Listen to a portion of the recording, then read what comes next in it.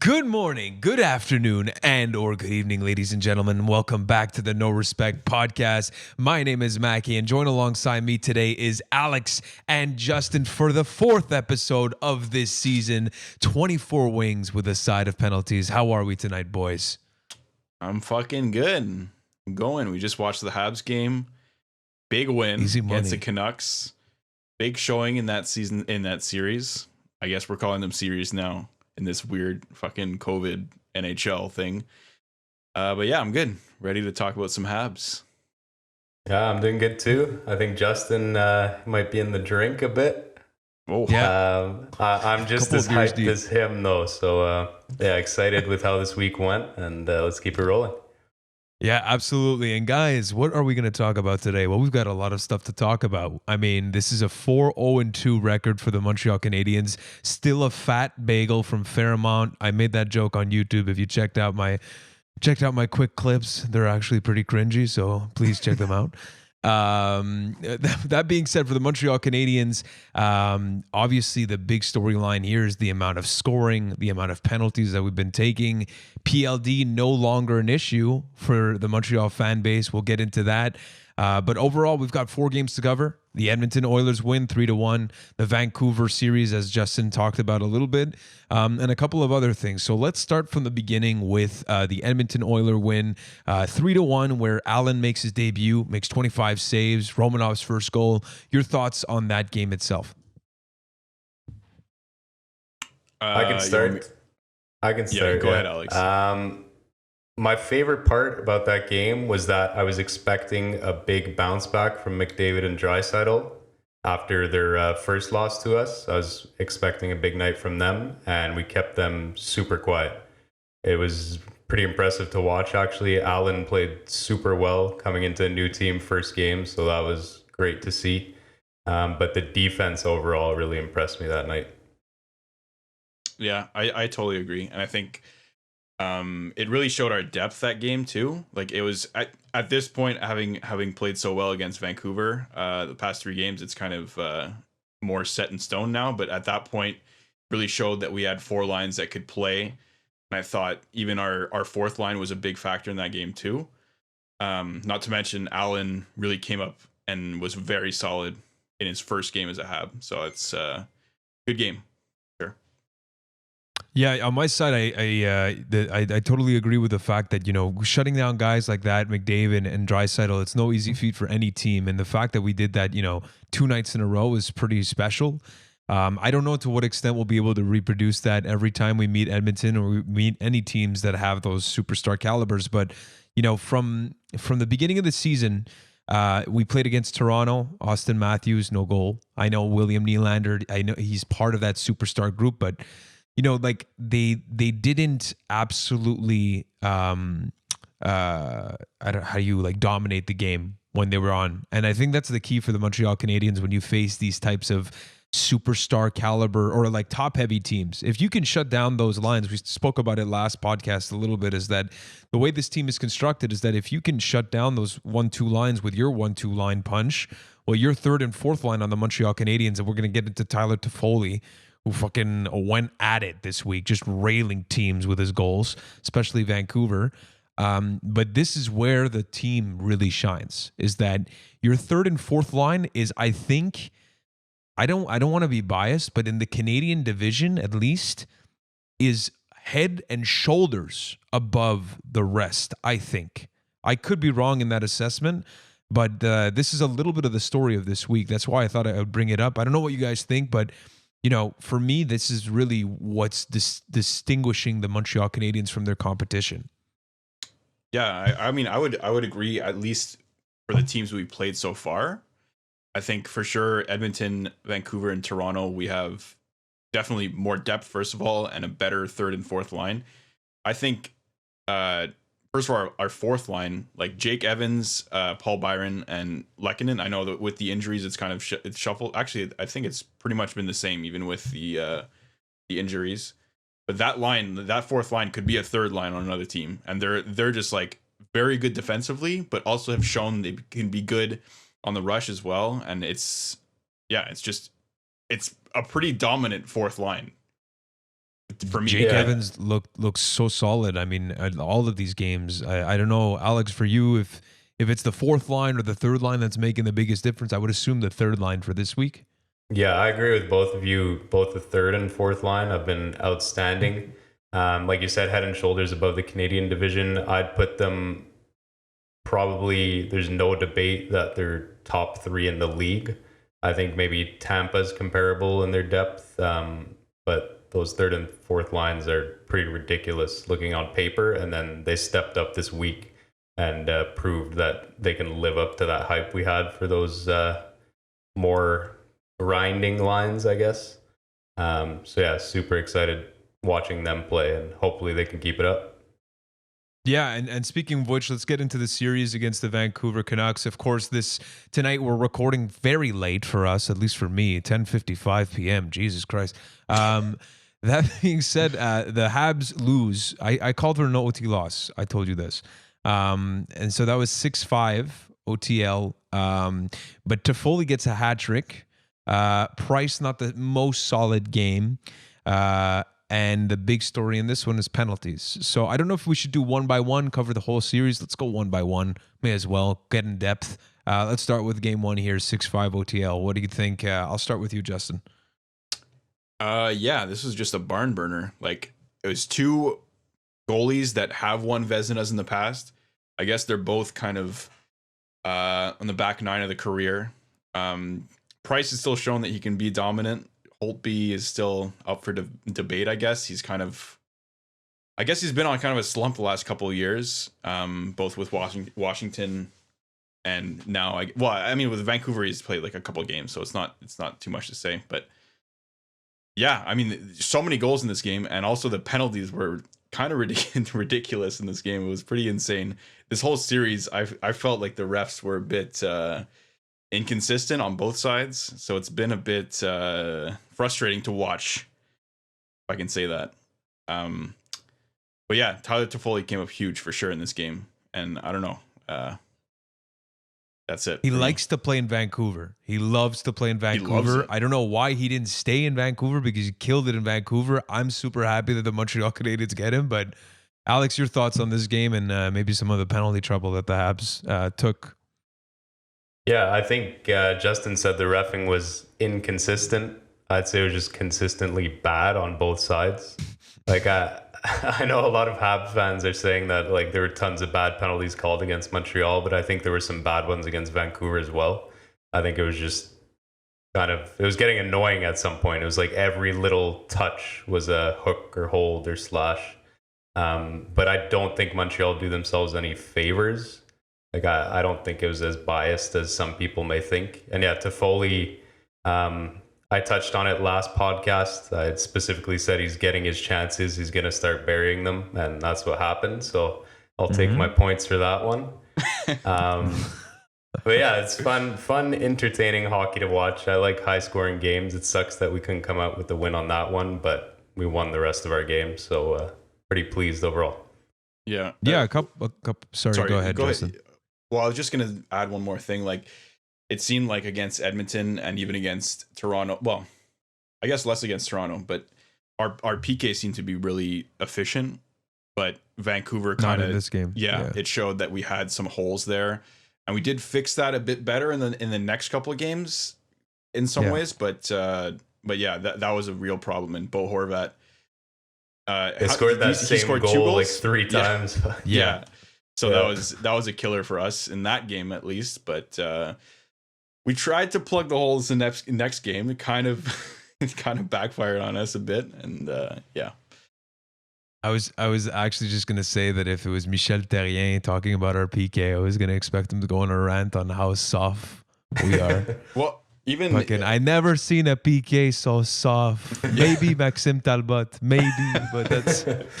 but even Claude, it said that we were soft. That's what I know. That's why. That's why. I mean, I love it. I love Mike Therrien. He's one of my favorite, coaches. He's all of the branding of this No Respect podcast is thanks to Michel Therrien. He's the inspiration. Yeah, 100%. But no. To be a little bit more serious, I mean.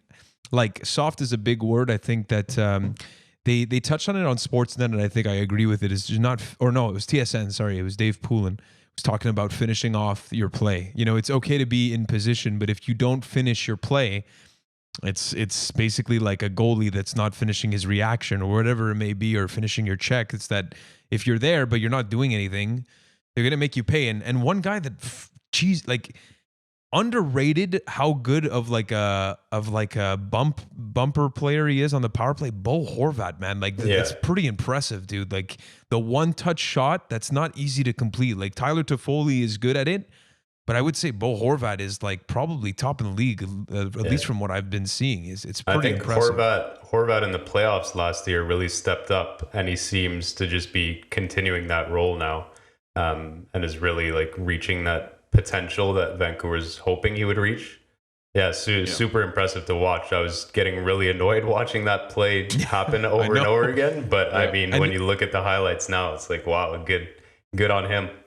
Yeah, and they were doing the exact same thing. Is that when you have like the puck at the point, and as soon as it would drop down to below the goal line, where your focus as a defenseman or forward goes directly to where the pass is going, he'd jump up higher into the slot and just he knew that the pass was coming.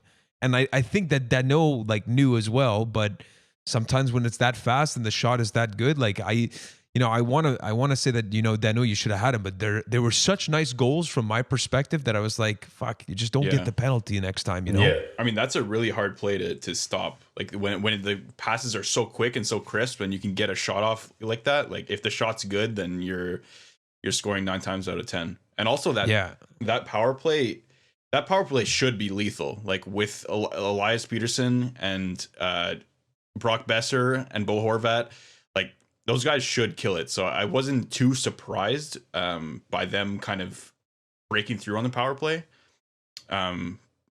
But yeah, it was. I don't know if we want to move on to the rest of the games, but we'll move on to the second one. But Elias Peterson or Pedersen. I think it's Peterson, right? It's Peterson. That's how he wants it.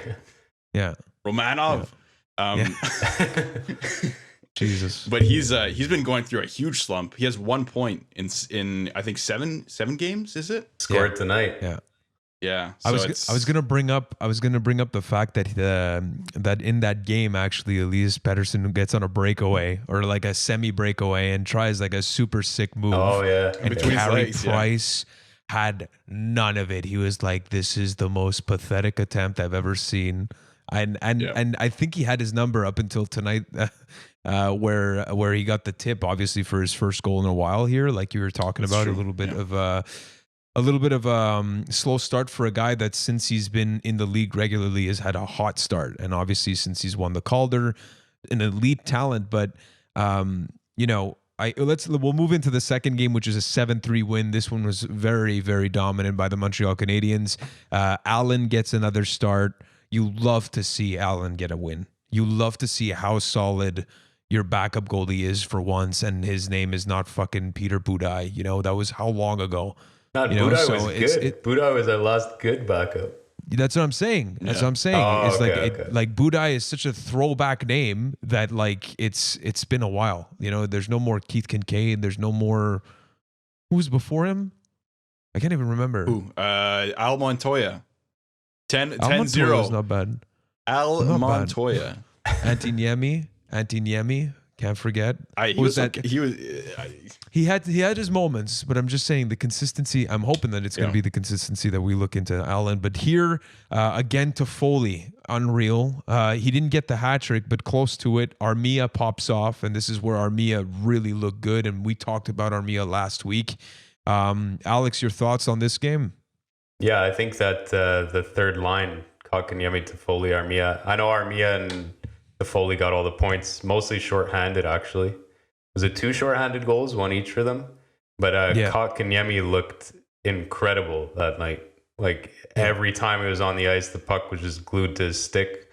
The pass to Armia, the pass wasn't that great for Armia's second goal, but the keep in or like just holding the blue line there, I don't remember exactly what happened, but yeah, anyway, he looked incredible. Allen looked pretty good. Good to see him get another win. The defense was solid. And the penalty kill is just unbelievable. I think we already have, was it 3 or 4 shorthanded goals this year? Yeah. So yeah, just another crazy game. We thought it'd be a tighter defensive game after the high scoring one the night before, but Incorrect. we kept going at it. And this team looks like it can score and win while scoring. So keep it going. Yeah. The thing I like most about this team right now is in the first couple games we saw it was the stars of the Canadians were the Anderson, Drouin, Suzuki line. Then in the next games against Edmonton, it was more the Danault line. And then against Vancouver, Toffoli, Kakanyemi, Armia line came out. And with a little sprinkle of the fourth line there with Jake Evans, Lehkonen, and Byron kind of coming in as well. So, I mean, we talk about it all the time, the depth. But it really is apparent that, like, every night there's a new line that really steps up and comes out and can play. And I'm telling you, like, it's going to be so hard for these teams to play against if they're constantly playing against good lines that can actually score, can defend. Like all 4 of our lines can defend too. Like it's not just that we have like 2 offensive lines and 2 defensive lines. Like we have 4 lines that can do pretty much everything. And that's just something that's so positive and so good to see. And it was very apparent in this week. So that's it. Go ahead. I was just gonna say this team 5-on-5 for me is gonna be the most dangerous in the Canadian division by far, because the depth is really what shines, is that you have 4 lines that roll, and when every line that you have can match the other one, and then after that, again, we talk about the third and fourth line can kind of overpower, the third and fourth lines of other teams. And we saw it, all of the games that we've lost up to now. I think everybody on Twitter, on the Montreal Canadiens fan base, has said that, and even in the media, they've said that this team is easily could have been, 6-0 right now, because the 2 games that we lose are just penalties. And, Ball Horvat can only score so many goals on a penalty, but he did that on the night that we lost 6-5. And we saw what happened in our first game against Toronto when we lost in OT as well. It's just a question of bad penalties and playing. Too. Yeah, that's it. So this team could potentially be 6-0 right now. Already that this is a great start, no regulation losses. But I want to come back maybe a little bit more, because obviously we finish off tonight as we're recording this podcast. As we said, we watched the last game, which is 5-2 win. Once again, nothing, too.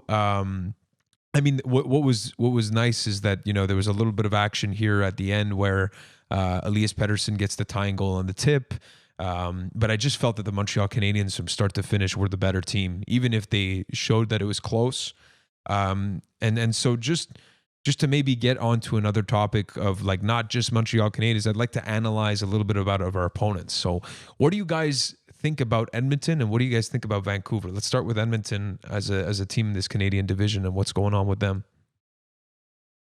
Well, for me, they're a team that's obviously very top heavy, and kind of like they're kind of an inverse of the Canadians in like they have not much depth on both the forwards and defense, and they don't have a great goalie tandem, especially with Mike Smith getting injured. So I think they might have trouble, but I think they can be saved by McDavid and Draisaitl just killing it. But yeah, their goalie situation is going to be really tough for them, I think. Yeah, without Mike Smith, I think it's like a rando. I don't mean to be disrespectful. It's a rando. It's like a rando. I think that's on the bench right now, just looking around. Yeah. So I agree with that. I mean, it's going to be tough for them unless McDavid and Draisaitl are really, they overpower teams. And that's the only way that I see them really having any success. And that could be a recipe for success. I mean, we've been wrong about teams in the past. I don't know what you think, Alex. Specifically about Edmonton? I mean, either Edmonton, if you have nothing else to add, you can move on to Vancouver, because I feel like they're similar in that sense. Yeah, I think that's what I was going to say from the start. I think they both have the same problem in that there's not much depth there. Vancouver similar, at least on forward, I think is a pretty top heavy team. Their bottom six, I guess they have Brandon Sutter, who actually scored a disgusting goal. Disgusting. That was insane. But like those aren't really names that strike fear in anyone, right? Like, I think Sutter is probably the best in their bottom six. Their defense, I know they've been struggling with injuries and stuff, so I don't want to trash them too much, but it was pretty awful in all 3 games. I can't remember the last time I've seen a team like turn over the puck that much. Well, like just on their power play. Like we got so many odd man rushes and stuff. It was, I don't know, it was weird to watch. Like it's fun for me, but I'd be worried if I was a Vancouver fan because like I think Sportsnet or CBC, whatever, they were showing a chart, and Vancouver has by far the most goals allowed per game now. I guess like it doesn't help playing Montreal 3 times in a row, but they're at like 4.67 goals against per game, which is ridiculous. I don't think their goaltending is bad. Before this. Sorry, we were at 4.8 before this game, if I'm not mistaken. Probably went up by a little bit here with the average. So check my math here. Yeah, I don't think their goaltending is bad. Demko played really well in the playoffs last year. Did he play in the playoffs last year? Am I making things up? He did. He killed it against Vegas. He played really well. Holtby, he might be struggling a bit the past few years, but at least as a backup or splitting starts, I'm sure he's solid. For a tandem, for sure. I think that they're fine there. But I think they have the same issue as Edmonton. They're just too top heavy. They didn't add any depth this year. And especially if Pettersson's not going, then they're kind of stuck just relying on their power play. Yeah, I think they kind of looked worse than they actually are against Montreal. Like Elias Peterson, whatever the fuck. Like he is a dominant player. Usually he can dominate on both the power play. Like I haven't watched him too much because obviously we watch more of the Eastern teams. But even just when he played Montreal, like last year I noticed, and the year before on the power play, he would dominate as a quarterback. And I didn't see any of that these past 3 games. So just him playing better is going to be a huge difference for that team. And also another guy that I was kind of disappointed in, but I thought he was a good defenseman is Nate Schmidt. Like he turned over the puck a few times. I was like, what are you doing? And I know he's on a new team, but he should be a lot better. And I think he's but he's not on his enhancement drugs anymore. Can't get those in Canada. Roasted. Oh God, Nate. Apparently that was a huge he totally denies that, and it was like he thinks I don't know who to believe who or whatever, but he says that he never took anything and that it was a total mistake or whatever. I read that. Yeah. Anyway, but whatever. Off the PEDs, I just thought he would be a more solid defenseman for them. Tyler Myers just loves to take penalties for some reason. Yeah, we'll get into Tyler Myers. We didn't mention the whole kind of debacle there, but the only thing that I'll add on to this is that for me, Edmonton, the big difference between the 2 teams for me is like, yes, they're similar in the sense that they're top heavy, but I would give the edge to Vancouver in terms of depth. But the problem is that they don't have that bona fide. They do, but it's not as solid as the Edmonton Oilers. Like they have McDavid and Draisaitl that they know are fucking dominant. Whereas if Elias Pettersson goes away, I mean, you're left with what? JT Miller and Bo Horvat, which is great. JT Miller's a center, right? Or has he been playing wing on this team? I'm pretty sure he was playing center and with the Rangers when Shea Weber was trying to clobber him with his fucking fist. No, but that's the main thing is that this Canucks team right now with the injuries, it's hard for me to really judge them on defense specifically because they made a lot of noise during the playoffs. Yes, they didn't have the off season probably that the fans would have wanted to take to the next step. We spoke about it in the first episode, how we felt like it was a bit of a wash, but it is a small sample size. And you did play against the Montreal Canadiens team that's rolling, and maybe that'll change for us. I don't think it will, hopefully. But that's the main difference, is that this team, I think, has more of a potential to turn it around than the Edmonton Oilers, because I feel like apart from McDavid and Draisaitl, man, like that team is not looking great. You know, like they brought in Kyle Turris, completely invisible in the games that we saw him play. I mean, they bring in Jesse Puljujarvi, who's playing, but not really a difference maker. He's playing hockey. Can't argue that. He's that's doing it. that. They had Ethan Bear that got scratched after I think the first game, and you know, again, the depth on that team is severely lacking. I see, and I apologize if there's any Edmonton Oiler fans, but Vancouver for me is a team that could definitely easily turn it around as opposed to Edmonton. Edmonton has some serious things that they have to consider. I mean, they're also missing Clefbaum, who is a big piece on defense for them. So, but even that, like to say that Clefbaum is a massive piece on that team, I don't know. I mean, massive for them. That's well, that's it for sure. It's Chris Russell. They have who's the guy they traded Taylor Hall for? Larson. Larson. Like. Yeah. What? Yeah. Like, okay. I remember when that happened. First of all, Steve Dangle, I respect what he does, but he compared the PK Subban trade to the Adam Larson Taylor Hall one, and he was like, "Which one is worse?" As if they were in the same category of conversation. So that was a minus for me. But well, I mean, to his point. And I don't want to say anything bad about. I think that the Shea Weber trade was great. Obviously, after the hindsight, it's great.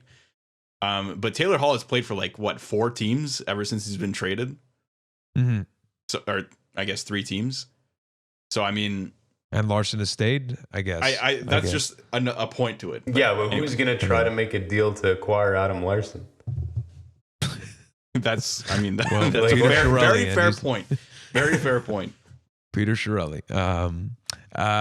Sorry. So let's get back into the Montreal Canadiens, and what was a good segue is the whole Tyler Myers hitting Armia in the head, and the NHL. No, it wasn't the head. Remember? It was the chest. Yeah, apparently. The NHL player safety department didn't agree that he had a concussion, even though he was deemed with a concussion. And obviously misses the game here that we just played, and Corey Perry scoring in this one as he suits up for the first time in regular season. So Corey Perry, I like the note, Alex. Thank you. Your guys' thoughts on this situation, and we'll get into another question after that. For me, I can let Justin comment. Yeah, go ahead, Justin. For me, I fucking hated the hit.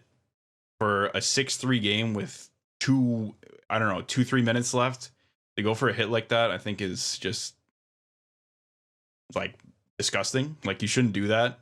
The fact of it being a head versus chest versus whatever hit, the fact of the matter is Armia has a concussion. He's going to be out, and Tyler Myers is playing the next game.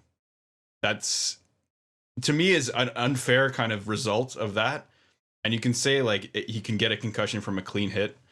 To me, it wasn't a clean hit. I know there's no rule against blindside hits in the NHL, but I didn't like the hit at all. And I thought it still, even though maybe it hit the chest first, it still made a lot of contact with the head. And I thought he should have been suspended.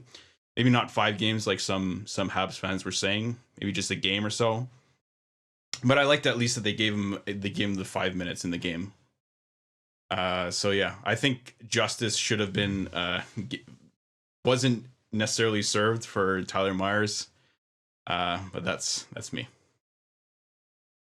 Yeah, I don't really have anything to add about the hit itself, but on your justice point, he went -3 tonight and lost again. So I think we've served our justice. Yeah, and not to mention Joel Edmondson answer. Well, Tyler Myers had to answer to Joel Edmondson, which I liked. I got into and this is my second question and this is a little bit more of like a how do you say it? A philosophical question. Do you guys like the fact that there's still fights that happen like this when it has to do with situations? Because just to come back very quickly, although I have my Habs bias and I hate it and I wanted Tyler Myers to be suspended, I can buy the fact that the guy is fucking 8'6". He fucking ran into Joel Armia at the end of the game. The context of it, I hate it. But in terms of from a technical standpoint, you've got this giraffe that's going fast at the end of a game. And I think that like it could be that from a technical standpoint, he didn't do necessarily anything wrong. But I don't care. I'm still pissed. I still want you to get the game because of the context. But maybe when you're the guy that's in charge of player safety, that you can't necessarily look at it from a Habs bias, which is fair. So coming back to my question, do you like, because I got into this argument and some people think that it wasn't going to happen tonight, that there's going to be Joel Edmondson that was going to come to the call of Joel Armia, especially the fact that there was nothing from the player safety department, and what your thoughts are on that. Do you think that this is okay? Do you think that this should be out of the game? Is it stupid? What do you guys think? Well, I think when you have one Joel, the other Joel has to step up for him. Like that's you got to have that. I like it. No, but more seriously, I think if that fight didn't happen, as much as it was more of like a symbolic kind of fight, if it didn't happen, the Habs would have been running around trying to make something happen that whole game. Like they would have been trying to go for a big hit. It would have been ruthless against Vancouver, and more injuries and more bad shit would happen. Yeah. So I think those kind of fights would have to happen just so that the player in the wrong, or arguably in the wrong, has to answer what they did the game prior. So it's kind of like a weird kind of unwritten rule that you have to answer the bell in a fight. But I think it has to be there, because or else you're just gonna have slashing and hitting and dangerous play the rest of the game. Yeah, that's what I agree with 100%. That is there for that, like to get the situation dealt with. That Myers stands up and, like, I guess not admits he did wrong, but just like. No, I respect the shit out of that though. Yeah, and then both teams can move on. The situation's dealt with and move on to playing hockey. So I think it has to be there for that. Otherwise, like Justin said, like tensions boil over and it just gets worse and worse. I'm all for fighting in those scenarios. Yeah, I mean, like I see a lot of arguments on Twitter, and I at least on this specific topic, saying like that it's not worth it. What was the point? You know, they sat for 5 minutes, blah blah blah. For me, I totally disagree with that take. Like for me, like there's an importance that, like, from a viewer standpoint, you don't get it, but from a like somebody who's like in that dressing room that has a concussion, that has somebody that went out and fought and put themselves in danger just for your name, just to have your respect kind of kept there. For me, that's a message of leadership. It's a message of like a tight-knit group. And we've all seen it. We've all had that moment when we've seen, you know, whether it be Mitch Marner getting hit and fucking Austin Matthews just, you know, okay, is somebody going to handle that? Like everybody has laughed at that type of situation. And if it was the Montreal Canadiens, I wouldn't have been happy.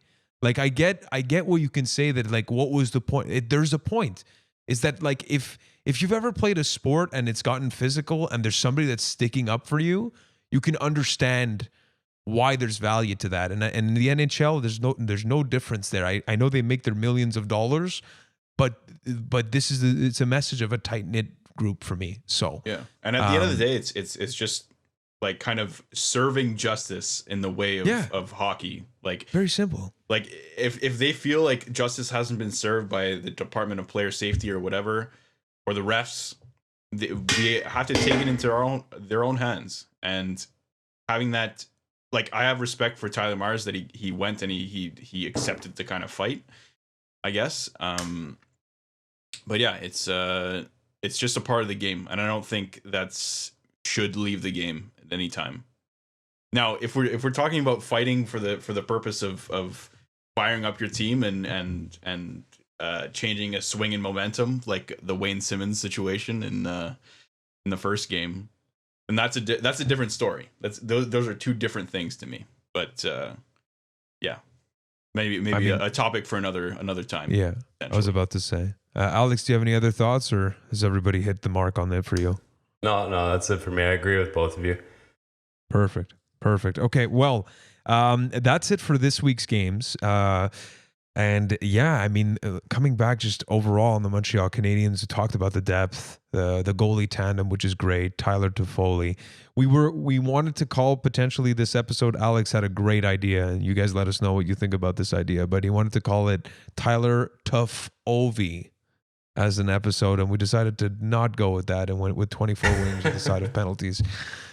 So do you want to explain the math behind the 24 wings? Yeah, absolutely. Please do. No, do you want to explain it? I'm not good at math, so please. Justin, go ahead. So we're all bad at math. Whole joke about the 24 wings on this episode is the fact that the Montreal Canadiens this week get 3 wins over 5 goals. And if you're a fan of La Cage au Sport, 3 times 8 is 24 wings. That's where we get it. So if you got it from the get-go, we're very proud of you. Couple of shout-outs since we're mid-episode here. Wanted to shout out Legacy Corner. We're actually going to be having him on the podcast either next week. It all depends on Alex's work schedule. So Legacy, if you're listening, we'll get back to you for that. So super stoked for that. We got a couple of other shout outs throughout the podcast here. Ryan Rybalkin, another guy that we didn't mention last time, but he was a big fan of ours last season. Another guy, Anthony Paradiso, one of the number ones from the back in the day. So Anthony, God bless you. Habination once again. Borealis Gaming, thank you so much. And dude, and everyone else, if we missed you, we'll catch you again. Thank you so much for the content, engagement, all of that good stuff. It really it helps us kind of, stay afloat, and we love chatting. We've been a lot more active on our Twitter pages and stuff like that. So yeah, wanted to give out the shout outs for this week. So moving in to another topic, okay, for the Montreal Canadiens. And this one is, again, philosophical, because we're in the philosophical stage of our podcast right now. So, okay. Now, this might sound weird, but I've been thinking about this throughout the week. I'm ready. So obviously, we're in this pandemic. We have a 56-game schedule. We're down to 50 games left. And the big thing is that obviously there's the bubble and all of that good stuff, but there's also no fans.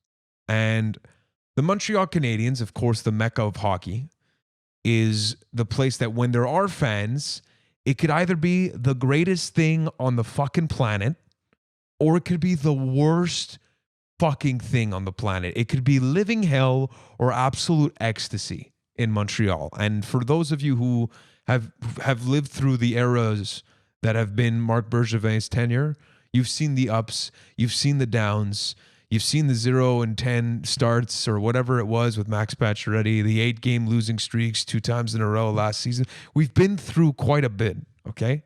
Now, my question in this philosophical segment is, does the fact that we have a new team with new acquisitions, with new additions, and the fact that there are no Habs fans, a positive for this team? I let you go. Alex, you first. Yes, I'm going to say yes. A specific example I'm thinking of is Toffoli, his first 2 games, reading comments online.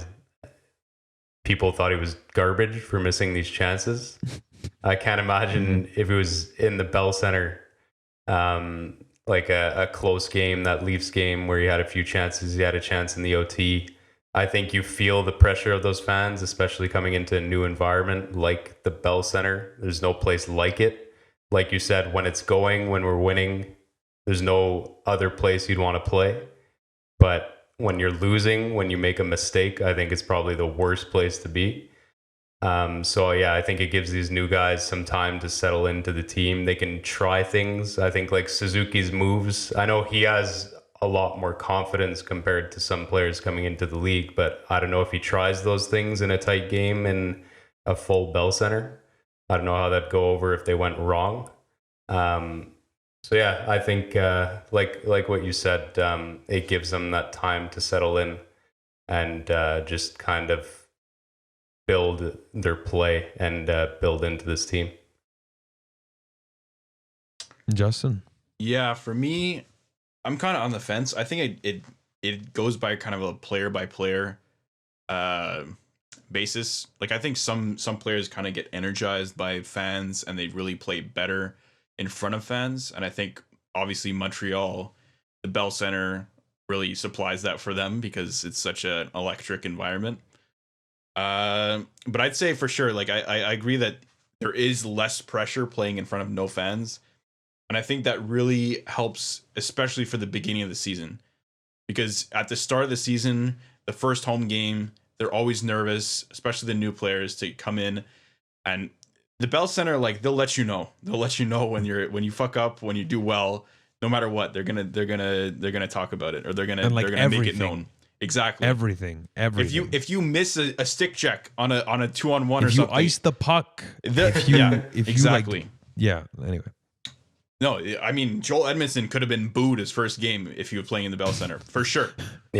I think especially for the first part of the season, it helps incredibly. Once you get into that flow of maybe winning some games on the road, coming back, then I don't think it's as important because it's more of a routine, and you don't necessarily take it as kind of like a big deal in your mind. But I think definitely it is something that I think it's definitely something that affects players, and maybe some more than others. But I think it's obviously worked well for us. So I think it's great that we have no fans. Do you think that it would actually do you think it would actually impact like our winning right now? Do you think that we would have the same record if there was fans right now? I think yes. Honestly, I don't think so. I think really, eh? Because it's a 6 games. Also, we're playing away. Playing away. 6 games on the road, I think, would be more difficult if there were fans there. I think it does get to players. I think it's like getting booed, going to the penalty box over and over, and those Vancouver guys, those green guys in their suits there. I forget what they're called. They retired though, didn't they? Yeah, I don't know. I think they did. But I mean, if you're, I don't know who was getting a lot of penalties that night. Anderson had a few. He might have been shaken up by that, right? I don't know. Yeah. I mean, I won't say necessarily that we'd have a different record, but I think the games might be different, and the players would feel differently if they play, especially playing on the road for the, what is this, 7 games, I guess, or 6 games that we play on the road before coming back home. Like it's tough playing in another barn for all those games. Like I'm thinking, just tonight. Well, I guess the argument was sorry, go ahead, Alex. Yeah, I'm thinking just tonight, like when Vancouver tied it 2-2. If you have the fan momentum there, like you're getting nervous as a Habs D-man when they're starting another cycle in your zone and the fans are all screaming and stuff. I think it gets the players for sure. Yeah. What I was just gonna say is that I mean the argument was mainly from the Montreal Canadiens fan base standpoint, because obviously the media following you after the game, all of that stuff, and it's not a Zoom call where they have like all of their space and they're just like, like they're rolling it, and you have Paul Wilson that's just kind of filtering the question after question. So I'm curious to see if this is going to impact like later on in the year, if ever we get fans. I don't think it's going to happen, to be honest, but it's something that we probably won't get an answer to. But I definitely think that, like you said, the key moments is really where you can see that the momentum could have potentially shifted things, like tonight, the 2-2 tie there from Pettersson, and him getting a little bit more of a jolt than just like, Bo Horvat being like, hey, great job, kid. Like, it's like the whole fucking stadium being like, yes, so I think that's a good point though, for momentum's sake. Like when you have momentum in a game, I think the fans are really good at kind of continuing that momentum and just encouraging the players to keep going. And I think that's something that's missing, but also it's something that we saw in this game, actually, in the game last night, where they tied the game, and then we instantly were like, all right, we're coming back. and there was no kind of pushback really from like the building or anything or any atmosphere aspect of it. It was just like, we can come back, like whatever, like no one's going against us, we might as well. Like it seemed like it was just a change of momentum like that. Whereas in a building full of fans, it seems like that would be maybe a harder thing to pull off. I think. Do they hear the fake cheering? No, I don't think so. No, eh? No. Okay. Because I thought that would be weird that they have like fake cheers and they're just like, okay. Like, one thing I'm thinking too, like one little point I want to make on this. I think if we had played these games in the Bell Center, I think we would have way less penalties if we were playing in a full Bell Center. Interesting. I think those boos from the fans, I think that gets into refs' heads. Yeah. It has to. There's no way it doesn't. I thought you were going to say that it was going to impact the Habs play, but I was about to say that for me, it's from a ref standpoint. They're just like fucking like looking at shit and they're like, I'm having a field day. Nobody's telling me fuck all today. Yeah, so the refs are off their fucking leash. It's fucked. It's fucked. They're having the time of their lives. Yeah. They're blowing the whistle every 2 fucking minutes on anything. Yeah, it's so true. So true.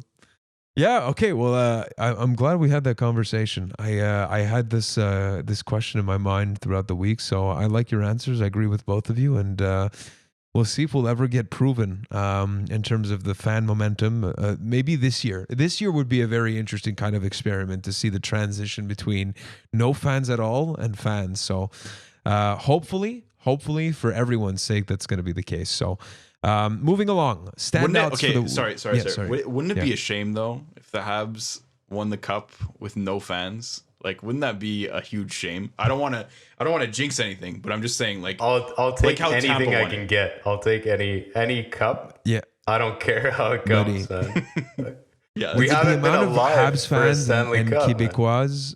The amount of Québécois that are in Florida, we can plan the parade there. Okay, not a problem, and we'll be there. So. No problem.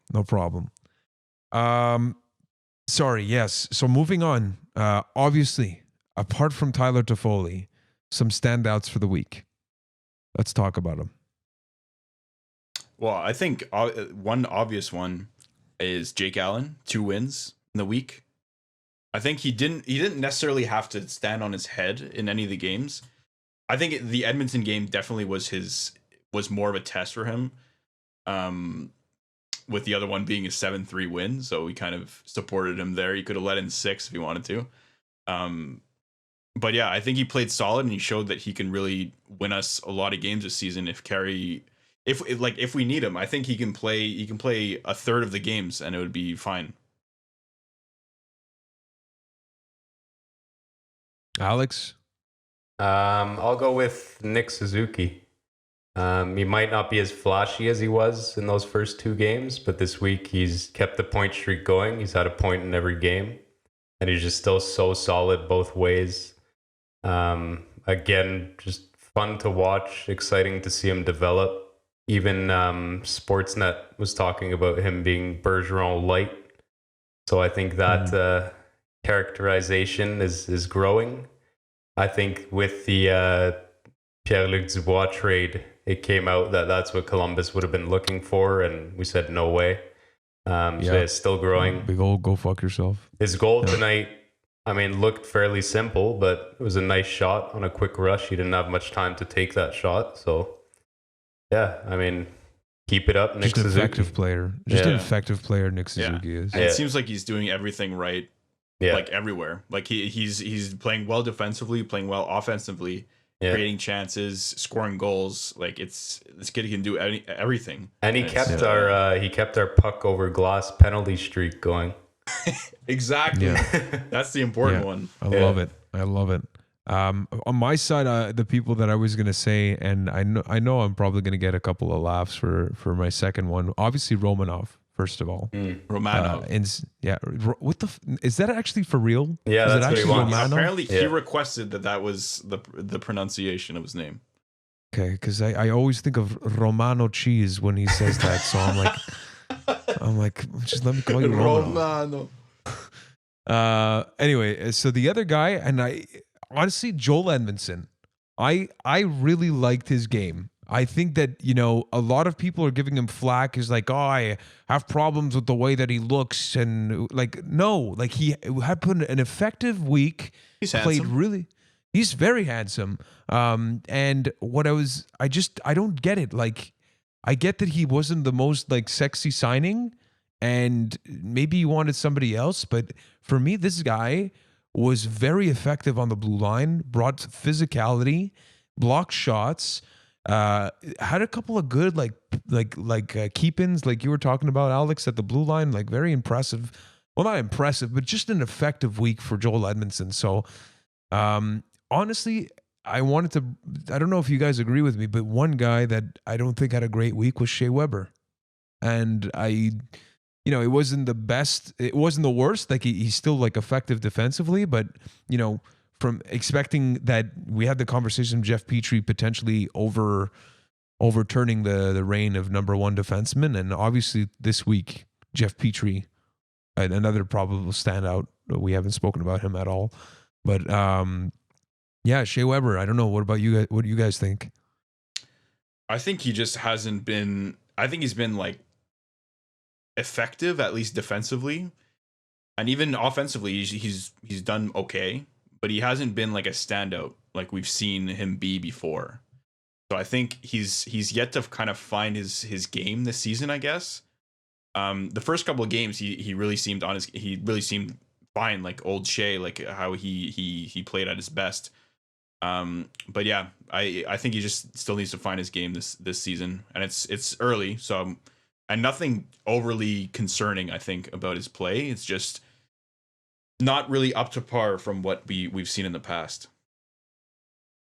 Yeah, I'd agree with your statement there. I don't think I'm too concerned. Like, there haven't been any big glaring mistakes or glaring bad plays, but it doesn't feel like he's up to the pace of the rest of the team.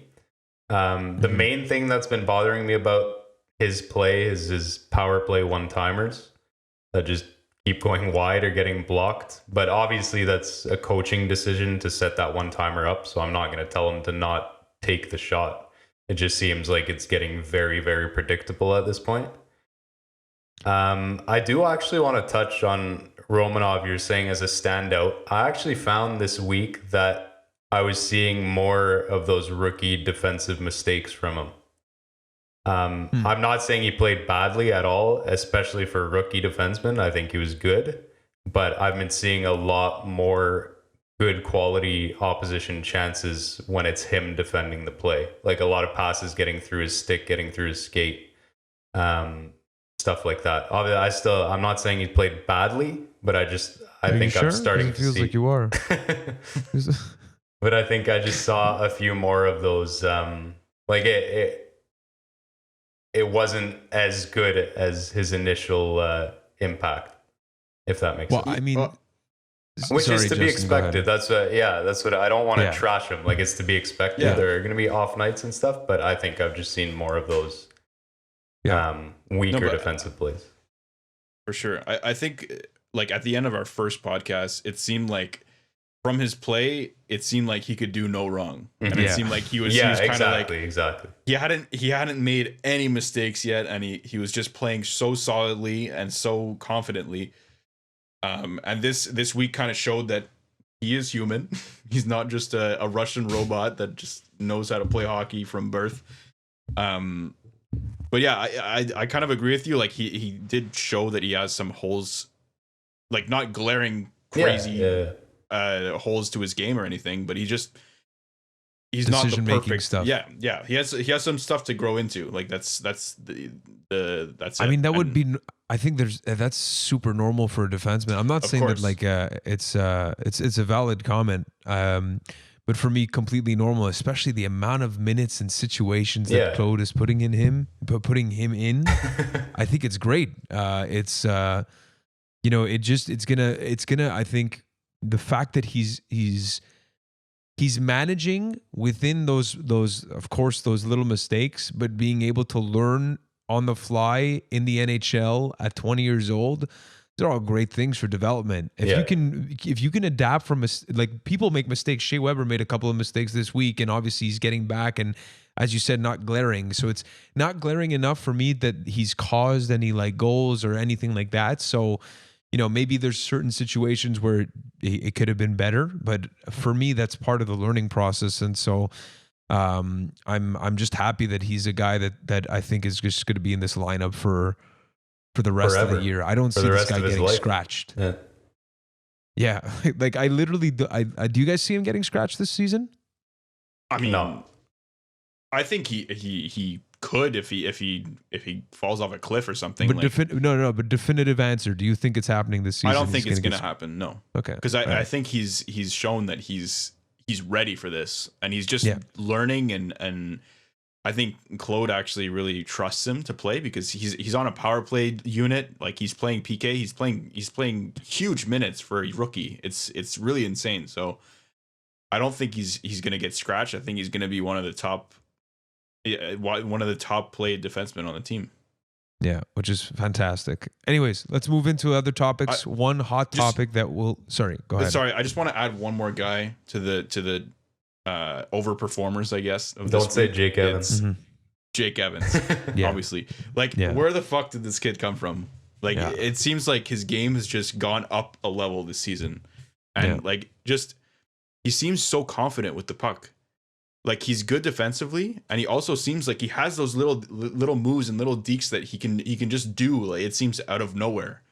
And I know he had a pretty decent playoff and play-in game last year, but it seems like he's just so much more confident and just ready to play now. It's really awesome to see, especially for a fourth line center. That is something that like we need, because obviously Poehling is kind of a question mark as much as like how ready he is for the NHL.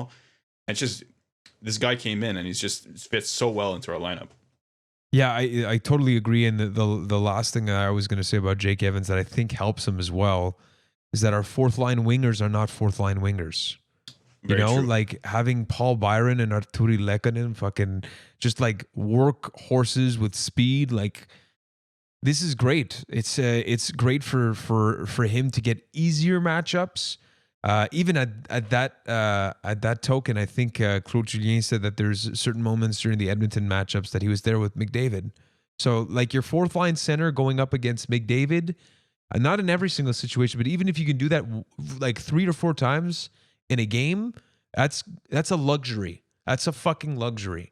So if Jake Evans can do that, and I agree with you, man, like it's pretty impressive. I think his line mates help though, and the fact that he's like in this situation where like the matchup makes that, he's always at the advantage because of his wingers, helps him just have an easier time when he's playing against other lines. So might be different when you go into the playoffs and start playing deeper teams like the Tampa Bay Lightning. I can't even think of another team right now that I'm sure there is. Colorado, the Blues. But deep, are they the like? I mean, the St. Blues Louis is a good example. Is deep, yeah, but we'll see. We'll see if it stays that way. But for development in the Canadian division, I think it's going to be good. Yeah. Well, I think if we're talking about the Canadian division, I think it's pretty safe to say that the Canadians are. I mean, we haven't played the Flames yet, but I think the Canadians are probably the deepest team in the Canadian division, and it's shown that is a winning factor, at least this far into the season. So agreed. We'll see how it turns out for the rest of the 50 or so games that are left. But yes, it's looking good. It's looking good. It has been only 6 games, but in the 6 games, fucking the Montreal Canadiens almost put La Cage au Sport bankrupt. So at this stage, let's move on to the next big topic. We spoke about this last week, but we have an update, and you mentioned it, Alex. Pierre-Luc Dubois, no longer on the Habs radar. He gets traded to Winnipeg, and Winnipeg in return gets Patrick Laine, the other guy that we spoke about last week, who also has been asking for a trade, and as well as Jack Roslovic, who also asked for a trade from the Winnipeg Jets side. And I should mention that the Winnipeg Jets get a 3rd round pick as well. So Your thoughts, and also want to come back on the Montreal Canadiens Philly cheesesteak Danault because there's some news on him as well. But let's start with PLD and Laine. What do you guys think? Who wins this trade for you? Let's start with Alex. I mean, it depends who shows up and wants to play. If Laine shows up to Columbus and actually tries and plays as well as he can, then I think Columbus wins easily. He's pretty much a guaranteed 40-goal scorer when he's going. You can almost expect 50 from him. It's the kind of like talent that you can't teach, right? Goal scorers like him don't come around that often. I don't know how it's going to go with Tortorella, if he's going to have to be blocking shots and playing defense and stuff. I don't know how well that's going to go over. But if he shows up and fits in, I think they clearly win the trade. Also, if he wants to stay, he's on the last year of his contract. So if he's actually comfortable staying in Columbus, then I think they win the trade for sure. And Roslovic is now, I know like he hasn't proven much, but like he's an underrated piece in this as well. Like you get Patrick Laine that could potentially stay with the Columbus Blue Jackets, but Roslovic is another pretty big piece to this center position that they want to strengthen while they lose, of course, PLD. So Justin, your thoughts? Roslovic is also from Columbus, if you guys didn't know. I did not know he's that. A hometown boy. So that's maybe a little sweetener to the deal. But I think if you're looking at assets, Columbus clearly wins this because Patrick Laine is just elite in terms Columbus of scoring. Sorry. Are you okay there? Yeah, sorry. Okay, good. I went all confused there. So I think, Patrick Laine is just an elite goal scorer. And like there's maybe one player, which is Ovechkin, that can shoot the puck as good as he can. Austin Matthews. Yeah, you're right. I think from assets point of view, Columbus clearly wins, but from a kind of fit perspective, I think PLD fits way better in Winnipeg than Laine does in Columbus. And I'm saying this more to go along with PLD wanting to play in a bigger, kind of more passionate fan base and bigger city. I mean, Winnipeg's not by any means a big city, not an exciting city, but they have a passionate fan base. And I think PLD would love to play there when there's fans, obviously. And I think he would be a kind of like loved player there and get a lot of attention that I think he would want to see. So I think he fits well there. And on the other side of it, Laine, to me, his personality versus Tortorella is a recipe for disaster. And I don't necessarily see him staying after this year. I could be completely wrong. Maybe it's a opposites attract kind of love relationship that they're going to develop. But yeah, I don't see Laine being super happy in Columbus. So I was kind of confused by the trade of them getting Laine because they're not really a win now kind of team. I don't think they're ready to do that. If they're more of a structured team that had that in them, I think that kind of trade would make sense, but they must be confident that Laine could re-sign, because if it's just a 1-year thing, then that deal is like pretty much a wash. Roslovic is probably the reason why. He's a good piece, but PLD is like a first line center. Yes, but you still get 1 year of a 40 goal scorer plus a guy that can fit into your lineup. So I don't know. That's the part where like there's a lot of people that are claiming like clear winners. It's all going to play out, and then you'll see. Yeah. Like for me, it's going to be in 2 years knowing really who won. Yeah, because apparently PLD, there's a connection in Winnipeg, if I'm not mistaken. Yeah. His dad is in part of the minor group. Or his dad is one of the coaches for the AHL team. Yeah, there you go. So there is that connection. So if PLD decides to stay in Winnipeg, I mean, fuck, that's a great deal. I don't think the reason why I give a little bit of an edge to Winnipeg in terms of fit, like you were saying, Justin, is the fact that PLD has his dad in Winnipeg. I think there's something there, and he could potentially re-sign. Whereas Laine wanted to get out of Winnipeg because, like, I from what I gather was like the environment. And I don't know how much of Columbus is a type of environment that this type of player is self-expressed to kind of like want something more exciting, I think, is going to want to stay there. So for that reason alone, I think that Winnipeg could potentially run away with it, but I don't know. From a right now perspective, for sure, I think it's Columbus, but down the line, I think it could be Winnipeg.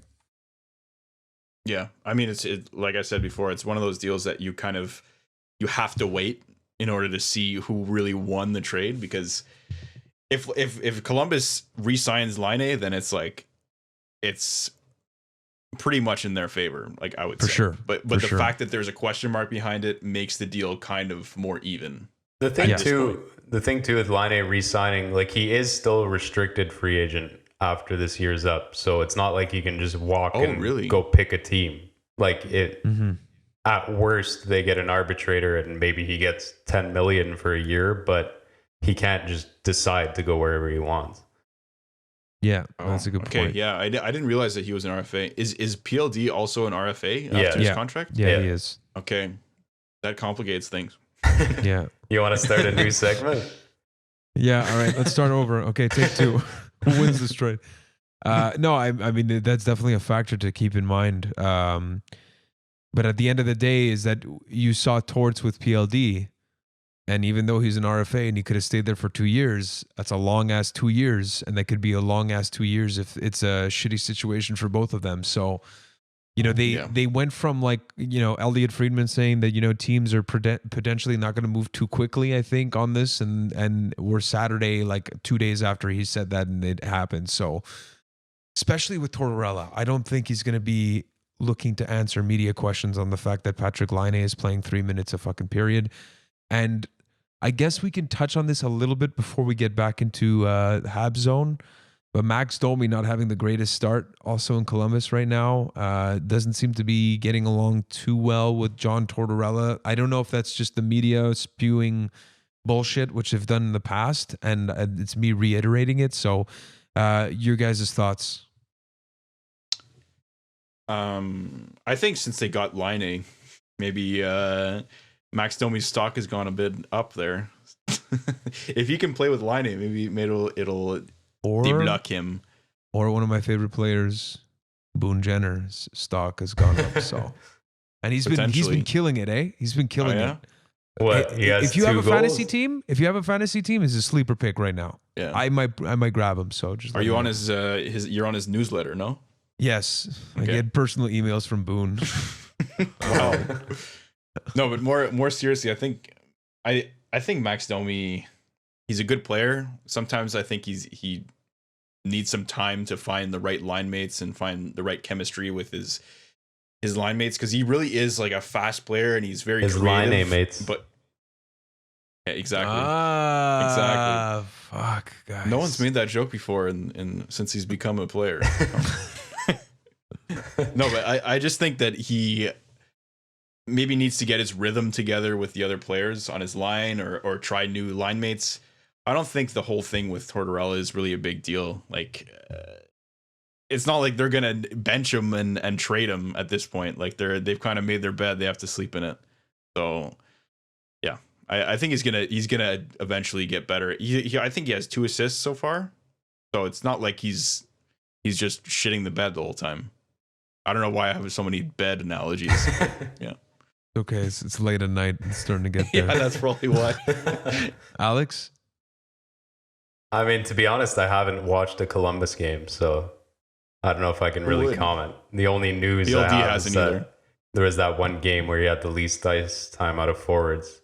I don't know. The thing with Domi is, I think you either love him or you hate him.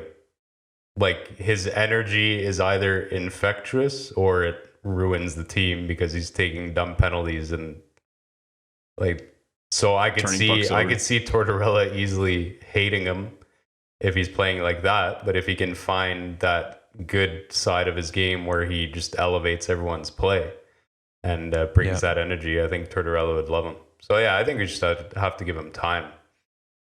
Yeah, I mean, well, that's it. There's a lot of people that are already kind of digging his grave and saying that we've won the trade. Again, you know, it's 6 games deep. Things are looking good on the Habs side, and We haven't really talked on the fact that Josh Anders seemed to have tweaked something and seems to be a little bit different from his first game. That being said, he's gotten points and still a goal. Baseball Josh, and I can't remember what game against Vancouver, which is fucking nice and good to finish off there. But yeah, to come back to the Montreal Canadiens side of things and talking about centerman and this whole PLD situation. And one of the names was Philippe Danault potentially going that way if we were interested in acquiring this player. And a report has come out, if I'm not mistaken, and it's from La Poche Bleue.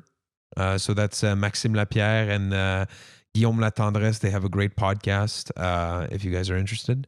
But they said that the Phil Danault camp, I think, refused a 5-year by 5.5. Is that what it was? Or 5 mil? Was it 5 by 5? I think the story was actually, well, I think Phil Danault and his camp refused a 6-year, $5 million offer.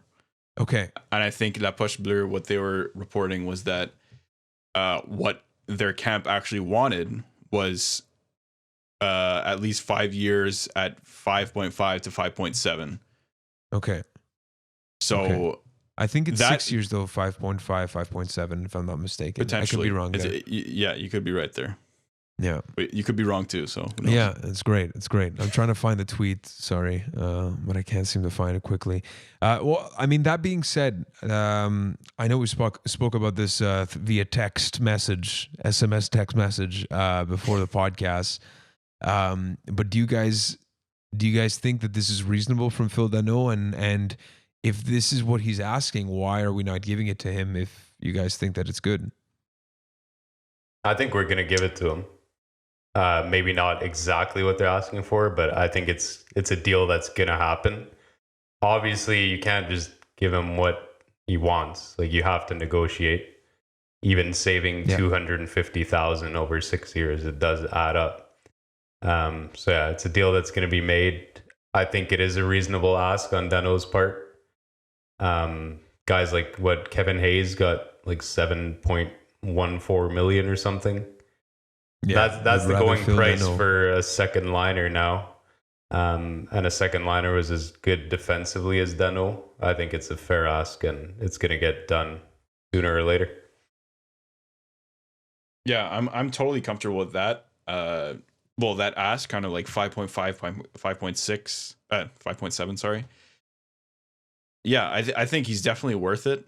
I think he's a huge part of our team right now, and he's huge reason why we're so solid kind of at 5-on-5, especially last year. Like, his line was kind of the real stepping stone for our team, and they really took a big brunt of the minutes on forward and were dominant. So I think if we can manage to sign him, first of all, we have to be careful, just because we know that we have to sign Suzuki in 2 years. We have to sign Kotkaniemi in a year. So, I mean, these are kind of players that we can sign to bridge contracts, but it depends how good they become. Yeah, like it's hard at his to, current it's hard to pace, judge. Suzuki is not taking a bridge. I think he would be one of those guys who goes right to the $7-8 million deals. Yeah, but that's what I'm saying though. Bridge contracts these days can be like a 3 times 7 deal. Yeah, you know what I'm saying? Like, like if it's a line A or a Braden Point type deal, Barzal, something like something like that. So, I mean, if we can, we just have to be careful, because these players, as much as they're still RFAs, our cap situation is going to be tight, especially if with COVID the cap doesn't keep going up. So it's something we have to keep in mind of.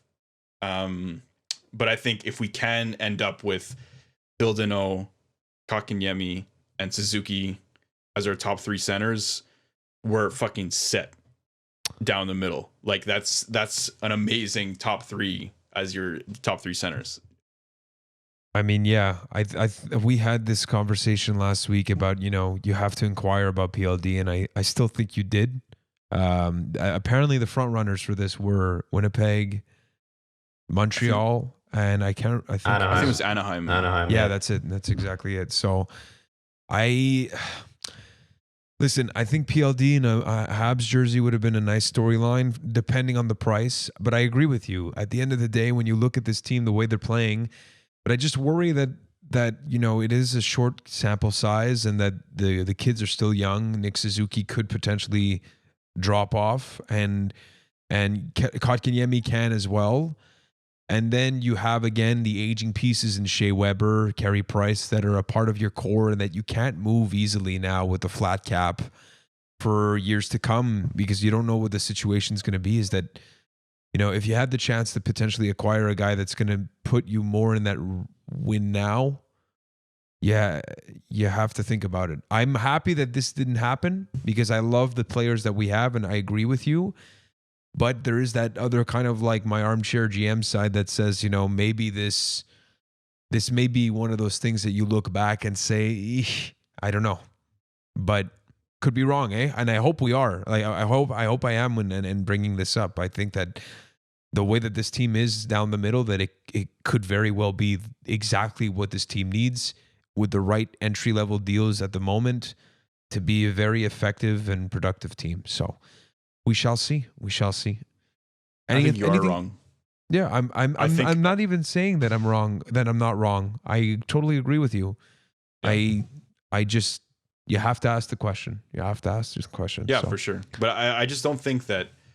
To me, PLD isn't like the answer versus Suzuki or Kotkaniemi. Like maybe he is a bit further along, but he's still like a very young player too. Like he's 22 versus Suzuki being 20. Yeah.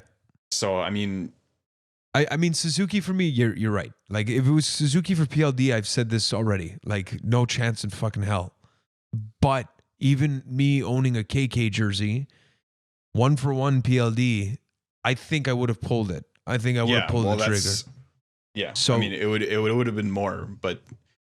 I don't know. I don't think we should sleep on Kotkaniemi. It is a small sample size for sure, but I think he's shown that he's just getting better and better, and he has something. He has that something, and he also has a good attitude versus someone. It's true. It's true. But there's a I don't know if you guys saw, but there is a interview with Pierre-Luc Dubois. I saw half of it, or like a snippet of it, and it was a nice thing to hear from a guy that was painted a little bit differently in the media. I'm curious to see the whole interview to really get the details, which, it's been an interesting week on that behalf for this topic. So let's move on, and we'll close off the show with obviously a Would You Rather with Justin. No trivia this week, but we'll be back for that. And then the preview for obviously the next week's matchup. We're not playing until Thursday, so it's going to be a long one. So let's get into Would You Rather, Justin. Oh shit! Put me on the spot here. Hopefully it's set up well. Oh my god! There we have it. Quick and straight to the point. Justin, what do we have on screen for those of us that aren't watching on YouTube? So for this session of Would You Rather, I actually had a different Would You Rather thing going with Connor McDavid versus Nathan MacKinnon, which would have been interesting. But I thought, since we're talking about them, and I wanted us to take a look into the future with this and think about your predictions towards the future, because they are quite young players, both of them. So we have Patrik Laine versus Pierre-Luc Dubois, and I'm aware that they have different positions. One's a winger in Laine, and one is obviously a center in Pierre-Luc Dubois. So I know Mackie has... let's call it a hard-on for centers, and he thinks obviously centers are much more important to the game, which is it's a valid point. I'm curious to see. I'm okay. I'm curious to see what he thinks about this. I can tell you right now, I'll take Pierre-Luc Dubois. Wow, I know, baby. Yeah, I know that Laine is lit. I know, but as a fan of character grit like Marc Bergevin, and I just think that to start a franchise, to get into the playoffs and stuff like that, you want a player like Pierre-Luc Dubois.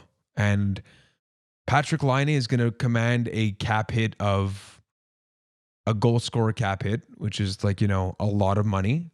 Pierre-Luc Dubois is going to ask for a lot of money, but because he has maybe a bit less points and all of that stuff, I think overall it's not the obvious answer because everybody's probably going to say Patrick Laine, but I think the guy that you actually take to be an effective team overall is Pierre-Luc Dubois. I'll stand by that take. I don't give a fuck. Alex, what about you? I would pick Patrick Laine. I think goal scorers are hard to find. Guys who can consistently hit those 30-plus goals. Yeah, he may have his issues defensively or attitude-wise, but you can't pass up a player like Patrick Laine. He's basically Ovechkin light. I know he's had injury troubles and stuff like that, but what wins hockey games is goals, especially nowadays with the increasing amount of power plays and stuff. It seems like the league wants more scoring. So yeah, I'd take Laine all day, every day. Justin, you're the tiebreaker. I have to go with Laine. I want to say, look, I could be wrong about Pierre-Luc Dubois, and we both could be. He could turn out to be an elite center in the league. He's only 22, so there's a lot of room to grow. But I think, yeah, as Alex said, like a goal scorer like Patrick Laine with a shot like he has, that is only rivaled by probably Ovechkin and Matthews. I know, Alex. Don't worry.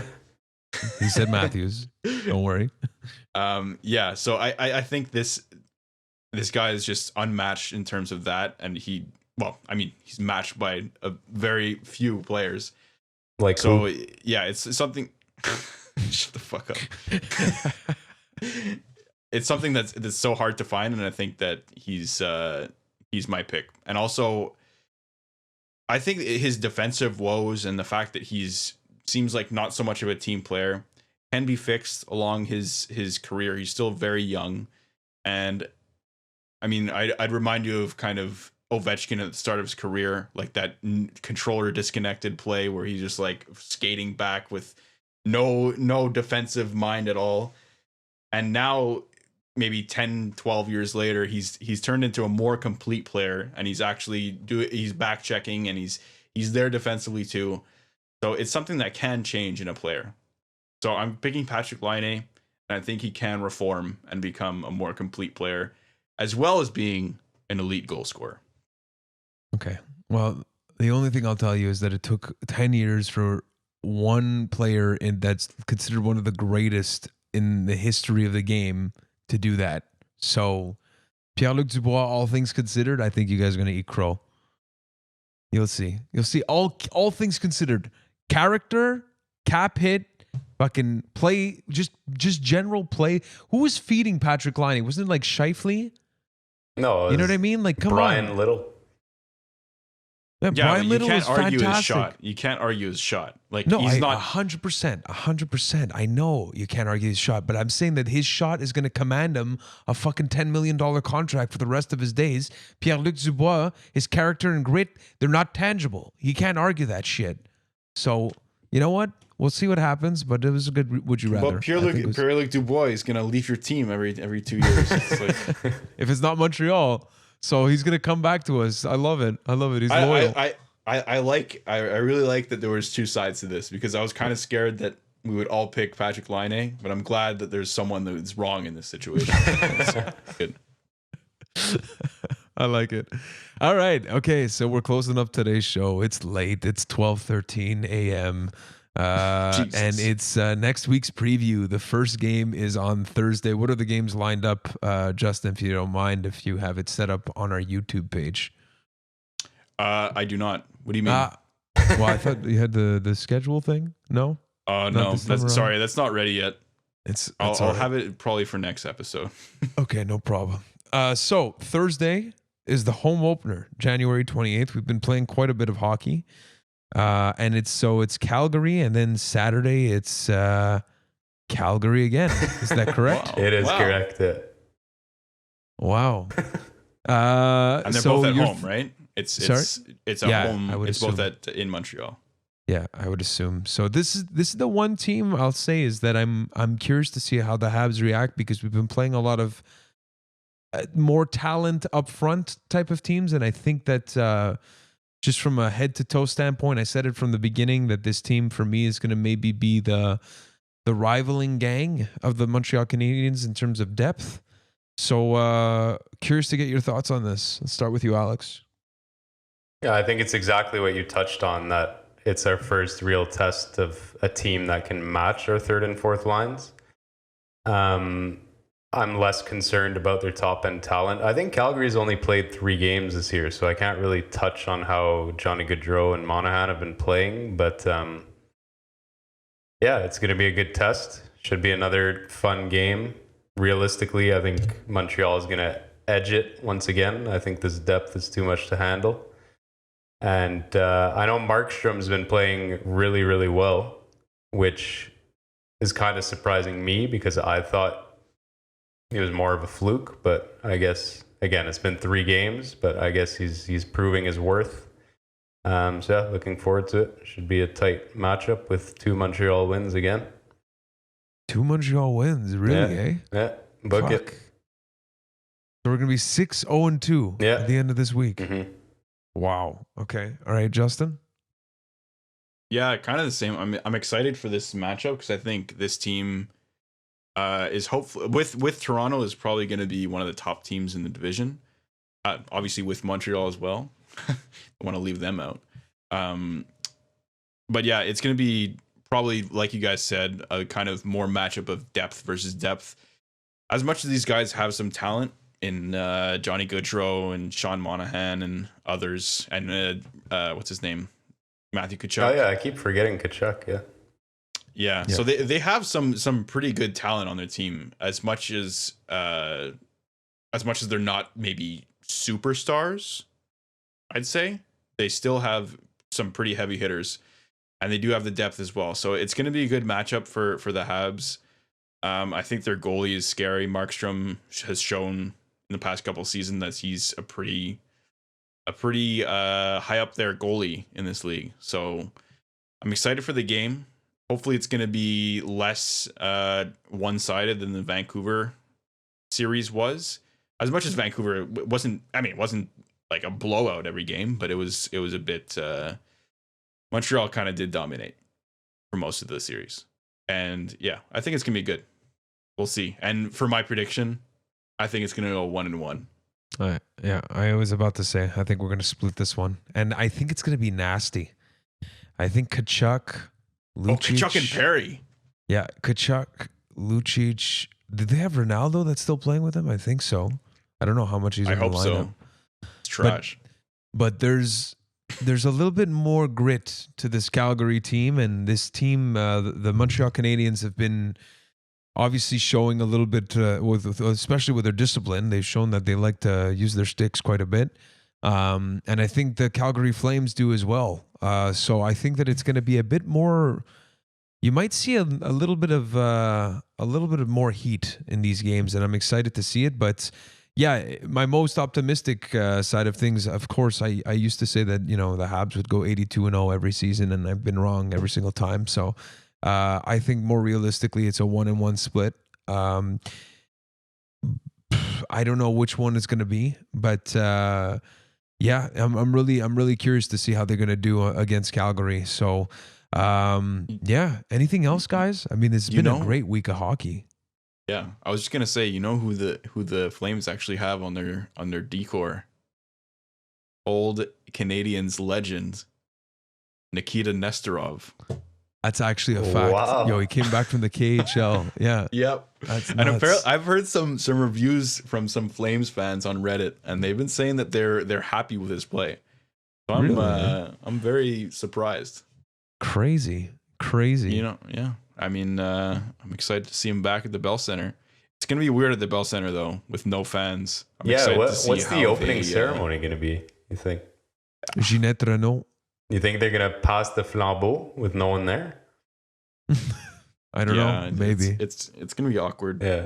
Yeah, it's gonna be. I mean, I'm sure that they're gonna figure something out, but it's gonna be weird. It's gonna be weird for a place that had so much energy because of the ambience of the fans. So we'll see what happens. But a lot of hockey. Well, not that much hockey this week, but still some exciting hockey to be seen this week with the Calgary Flames. And if not, Montreal Canadiens are rolling, guys. I mean, just again, coming back on this record, no fucking regulation losses. Team is deep as shit. And again, from our side, the No Respect side, if you guys are enjoying our content, we really appreciate some follows on our social media stuff. As you see on YouTube right now, we've got Mackie, which is CKY_No Respect, Alex _No Respect, and Justin _No Respect. And of course, the @No Respect podcast is our main place if you guys want to follow us there with all of updates on our episodes. Yeah, guys, a huge thank you for everyone that's been engaging with us. It's been good to get back, and as we've been mentioning, we've been trying to be much more committed to bringing content and bringing more content and being active, and it really helps. This past couple of weeks, we've been welcomed with open arms from some of our listeners. So thank you again to everyone that's been engaging. It's getting late. I'm sorry if this is dragging on a bit, but if you can follow us on Spotify, on iTunes, on any other podcast thing, and on YouTube, it'd be greatly appreciated if you enjoy our content. Thank you so much. Anything else, boys, before I wrap this one up? No, it's all yours. Good? Nope. Yeah, we're good. Done? Let's go. Okay. Well, for Alex, for Justin, and for myself, Mackie, we always remind you to respect the Orgasm Nation. Have a good one, guys, and go Habs go.